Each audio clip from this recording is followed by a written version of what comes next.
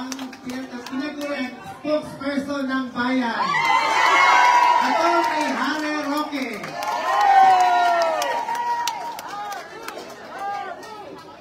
Maisog ako! Maisog! Maisog pa kayo! Maisog kami! Ayan yung mula pagbigay ng tulong sa inyo. Dahil ang tulong sa inyo ngayong araw na ito, araw ng linggo, araw ng pahinga, ay nagpapatunay na tunay kayong nagmamahal sa ating inang bayan, tunay kayo maisog. Maisog! Maisog! Maisog! Maisog! Maisog! Pero bago po ako magtalumpati, dala-dala ko po ngayon ang mainit na pagbati galing kay dating Presidente Rodrigo Roa Duterte! Duterte! Duterte! Duterte! Duterte! Ang harapat-dapat na sumunod na Presidente ng Pilipinas, Inday Sara Duterte! Inday Sara Duterte! Inday Sara! Dala-dala ko rin ang aking panalangin na sana po mapatawag na ako. Dahil gaya nyo, nagpaputol din po ako. Pero hindi po gaya ninyo. Ako po umakyat pa sa entablado para hingin, suportahin si Putin. Napakalaki ko pong pagkakasala yan. Pero sana po maintindihan nyo kung bakit ko ginawa yun. Totoo po, marami nagtataka bakit ko umakyat sa entablado ng isang Marcos. 14 anyos pa lang po ako, lumaban na ako sa kanyang ama. 14 anyos pa lang, binibati ko na ang kanyang mga kapamilya. Ang nagtataka marami, yung pangalawang kabataan na nagpagdebate sa isang Marcos, nakitang patay, bakit daw ako nabuhay? Tinanong ko talaga yung Marcos sa dinibate ko. Ang sabi niya, kasi cute ka ng 14 years old ka. Sana all! Pero dalawa po ang kadahilanan ko kung bakit tayo umakyat sa entablado ni Putin. Unang-una, hindi naman po pwedeng mag-isa si Inday Sara Duterte na ang original na nabudol. Yes! Ang sabi ko, ayaw ng ama na siya'y tumakbo kasama ang Putin. Wala nang ibang Duterte na sumuporta ng kanyang desisyon na maging vice-presidente. Meron man ang isa sana na kasama si Inday Sara Duterte doon sa kanyang desisyon. Kaya ako nagbulag-bulagan na nagsabi, dapat pagkatiwalaan ng leader, sumunod ako kay Inday Sara Duterte. Anong nangyari? Budol! Sabi ni Tatay Digong, anong dalawa? Anong sabi ko sa inyo? Talaga naman pong budol din. Pero ang pangalawang dahilan, mas importante po. Gaya ng sinabi ni Super Ate Ilang President, Amy Marcos, bihira po ang pinagbigyan ng Panginoon ng pangalawang pagkakataon para linisin ang pangalan sa kasaysayan ng Pilipinas. At kung akala ko, dahil sila'y tinakwil, sinuka, dahil sa korupsyon, dahil sa paglabag sa karapatang matao, babaguhin niya ang pangalan niya sa kasaysayan ng Pilipinas. Pero ano pong nangyari? Hindi po nagtagal. Hindi pala babaguhin ang pangalan ng Marcos sa kasaysayan ng Pilipinas, kundi inulit lamang ang kasaysayan. Wala pang isang taon, ang pangako, pagkakaisa. Anong ginawa?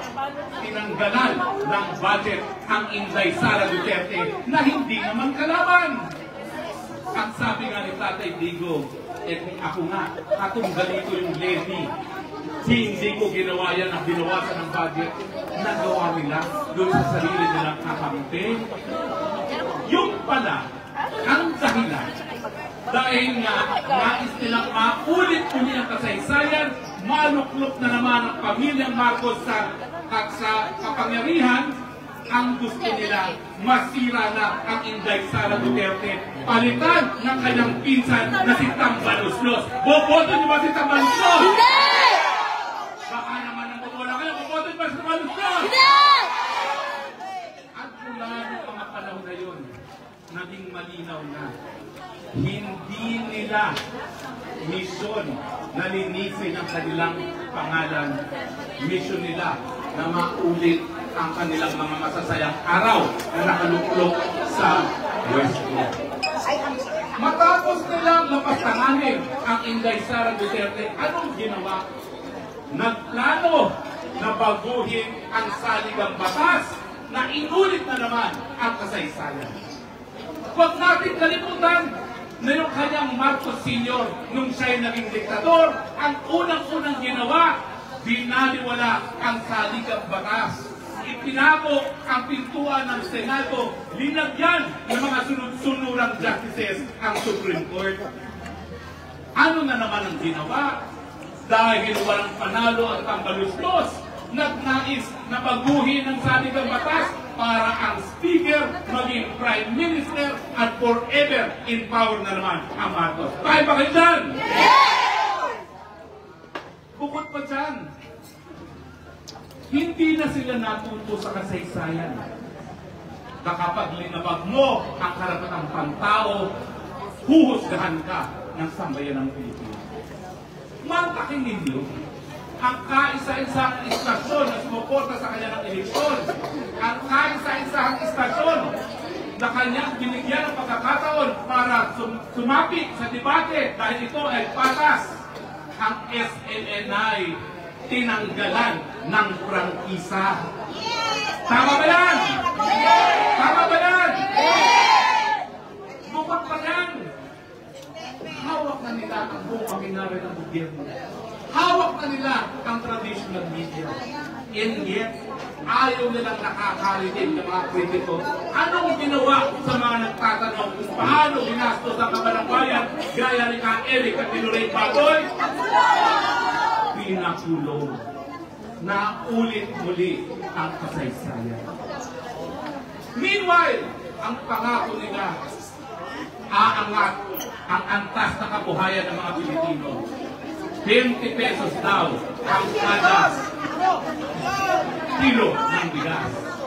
Ngayon, ang 20 pesos na bigas, isang sukot lamang ng ice candy. At hindi isang kilo ng bigas. Hindi lang po yan ang naging problema sa ating larangan ng ekonomiya. Dati-rati, ang sabi ng Moody's, isang credit rating agency, sa panahon ni Tatay Duterte, ang Pilipinas ang pinaka-promising economy in Asia. Ngayon, ang sabi ng Moody's, ang Pilipinas ang pinaka-underperforming economy sa Asia. From pinakamagaling to pinakamahina. Tama ba yan? Yes! Ang pagkagutom, pinakamatindi sa administrasyon ni Marcos Jr. Ang piso, wala ng valor, pinakamahinang currency sa buong Asia. At ang presyo ng mga bilihin, walang tigil po ang pagtaas. Nasa na ang pangako ni Putin. Meanwhile, habang tayo'y naghihirap, anong ginagawa? Party concert. At alam niyo po, bago ito, ayon sa isang napakalapit na kamag-anak, ang buhay niya ay ganito. Gigising sa umaga, marijuana. Halak buong araw at sa kabe, singhot ng pulburon. Yan ba ang dapat mamuno? Yan ba ang dapat maging presidente? Kaya nga po, sinilang ang maisip. Unang-una, kinakailangan ng maisog dahil kinakailangan protektahan ang ating bandila, protektahan ang ating saligang batas, laban doon sa mga nagpaplano na mainuklok na naman ang kanilang mga sarili sa kapangyarihan na panghabang buhay. Payag ba kayo na Marcos forever? Pangalawa, T, transparency. Nasaan ang transparency nang siya'y tinatanong kung siya'y nagpupulturon? Ang sagot, ha ha ha ha. Yan ay dapat matatawanan. Bakit importante ang transparency? Dahil yan po ay karapatang pantao. Ang karapatan sa impormasyon na nakakaapekto sa ating pang-araw-araw na buhay.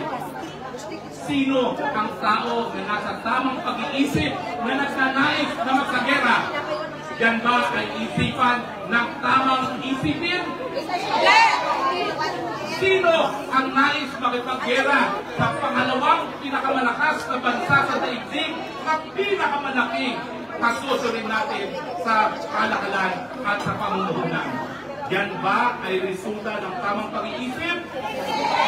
Ang tanong, bangat ka ba? Kinakailangan namin ang sagot at hindi ang iyong katatawanan. Yan po ang ibig sabihin ng transparency. Accountability. Bakit bumalik ang mga cronies? Bakit sa kabila ng kahirapan ng madlang sambayanan, ang yumayaman ay yung mga cronies na naman ng mga malo? Bakit lantaran ang smuggling ng mga personalidad na kamag-anak at kaibigan ng mga nakaluklok sa pwesto? Bakit nangyayari yung sinabi ni SAS? At SAS, lilinawin ko lang, hindi lang MOOE ang walang resibo, ang kabuuan budget ng kongresista at senador walang resibo, hindi lang MOOE.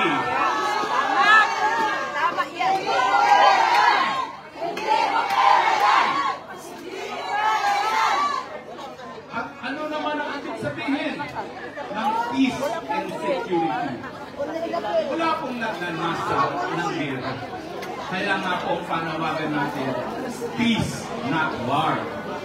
Pero pagdating po sa Pilipinas, na meron tayong longest reigning insurgency sa ayon sa Guinness Book of World Records, at kinakailangan natin kapayapaan ng merong katarungan. Bakit ka makikipag-usap ng kapayapaan sa mga terorista? Bakit ka makikipag-usap sa mga bandido, sa mga namumulekta ng revolusyonarita, sa mga pumapatay ng kapwa mahirap na Pilipino?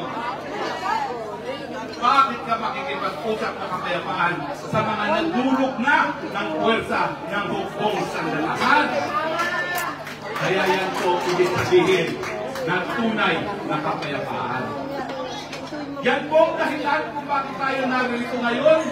Dahil lahat tayo kinakailangan maging maisog para sa transparency, accountability, peace, and security. Pag hindi po natin nakamit ito, ang lahat ng hirap ninyo bilang OFWs, baka po mabaliwala. Alam ko po kung gano'ng kahirap ang buhay ninyo. Dahil ako po, anak OFW. 12 anyos na po ako nang umalis yung nanay ko para magtrabaho. Nagkita na lang kami, 17 anyos na ako uli. Alam ko po yung napakadaming gabi na hindi kayo makatulog dahil miss na miss nyo ang mga anak ninyo. Mabuti na nga ngayon, marami ng videos. Dati, long distance lamang. Limited po yun, nakakatawa happy birthday at Pasko lamang. Dahil napakamahal ng overseas long distance call. Lahat po ng inyong hirap, yung inyong luha, yung inyong pawis, mapapaliwala po yan. Dahil ang namumuno, wala sa sapat na pag-iisip at walang ginagawa sa gobyerno kung hindi magpasasa at magpasaya. Yan ba ang gusto ninyong gobyerno? pero meron pong solusyon.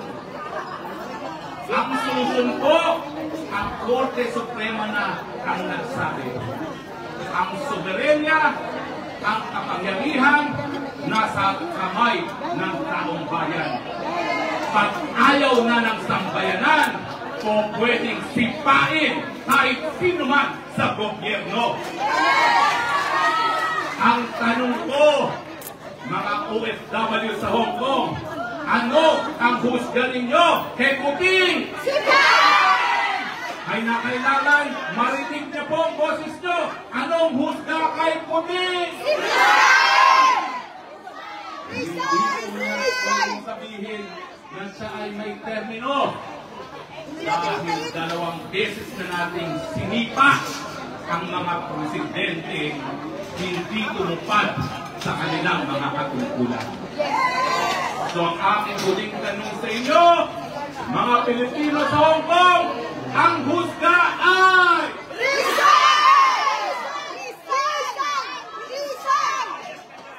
Alam niyo po, hindi ko magaling ito hihingi natin. Sa totoo lang po, wika nga ni Maharlika, Gurgur is Korean. Yes! Isa-isa na po kami ginugol. 4 na ata ang disbarment segmento. Ang dami ng intriga kay Vic Rodriguez. Yes! Si Harry Roque, linapa na sa social media. Mapulit na makapal talaga ang apo. Si Lorin Banoy, kinulong! At si Trixie Cruz Angeles, susunod na raw lalapahin sa social media. Matatakot pa tayo? Lalaban pa tayo? Yan po ang dahilan kung bakit natin tayo. Dahil lahat tayo maisog, maninindigan para sa demokrasya at kalayaan. Mabuhay po ang mga Pilipino sa Hong Kong! Mabuhay po si Presidente Rodrigo Roa Duterte! Mabuhay po si Duterte! Mabuhay po ang bayang Pilipinas! Ngayon po pinapagtatapos, nais ko pong tawagin lahat ng ating kasama na nagtalupati ngayong araw dito sa harapan. At nais ko pong tayo umawit ng isang lanta na ginamit natin kung minsan pinanayas natin ang Marcos Sr. Aawitin po natin muli ito dahil nananawagan tayo kung sila ay inulit ang kasaysayan, ang sambayan ng Pilipino, uulitin din ang kasaysayan dahil ngayon sa Hong Kong, naghusga na ang mga taga-Pilipino, taga-Hong Kong, na ang husga ay... Yung aking mga kasama ko, Joy, meron po tayong lyrics at kantahin natin ang awit na napabagsak sa diktador. Ang awit na magbabagsak din sa isang adiktador. Diktador. Lumayas pa kayo!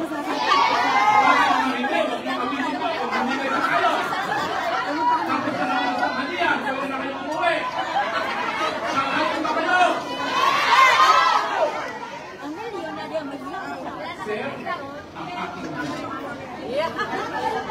minsan, itong awitin ito nagpalayas sa diktador. Harinawa, ngayon, magpapalayas sa isang diktador. Music, please. Ay, video ko na nga lang. Tapos na ilaw.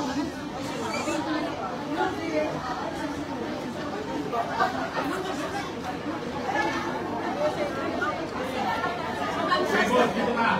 Mag-interpretive dance ka dito. Interpretive dance, Trevor. Weta na sila.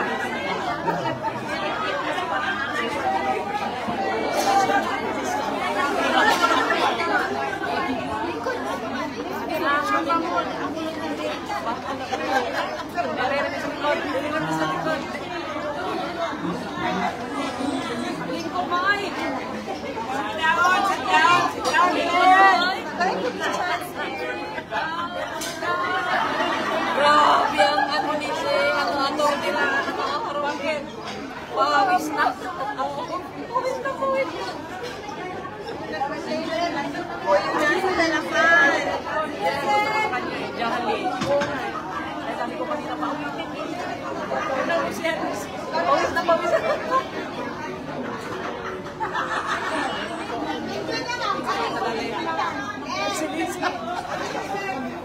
Ay, ano yan? Malakang raw. Nandito tayo lahat ha. Tony, mas mawala ko. Oras na ba? Uy, malapit na mag-5. Ako nila namig. Si Tony.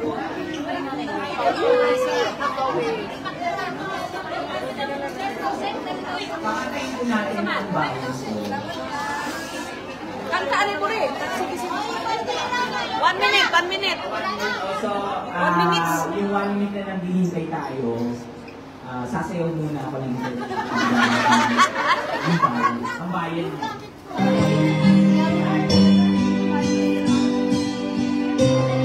Yan na, okay na.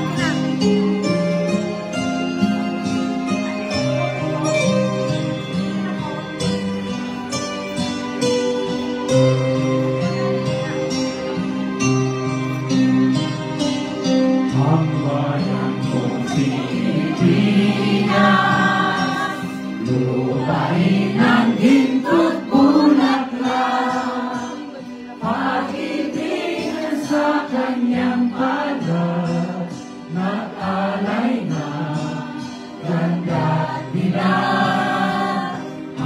sa kanyang dumi at ganda, dayuhan ay nahalina, bayan ko, pilihan ka, nasakat sa dusa.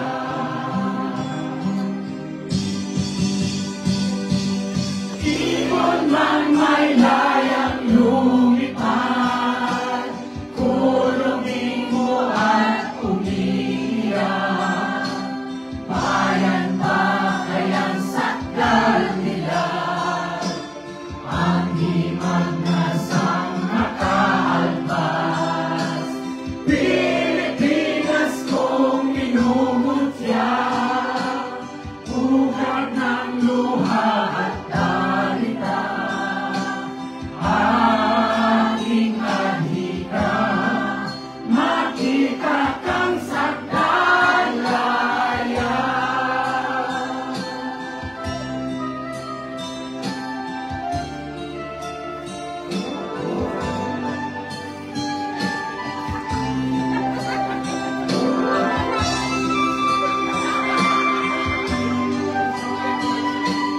Sa iyong ibibigay, kung kunin mo'y nagampanan, na lagi kang paglingkuran, ang laya mo'y babantayan, Pilipinas kong hirap.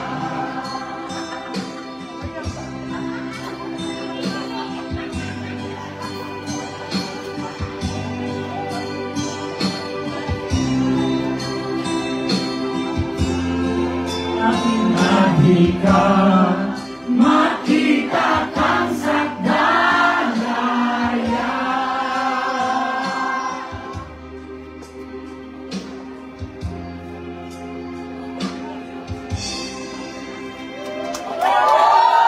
Mabuhay ang Pilipinas! Never use dito sa Mabuhay ang Never use!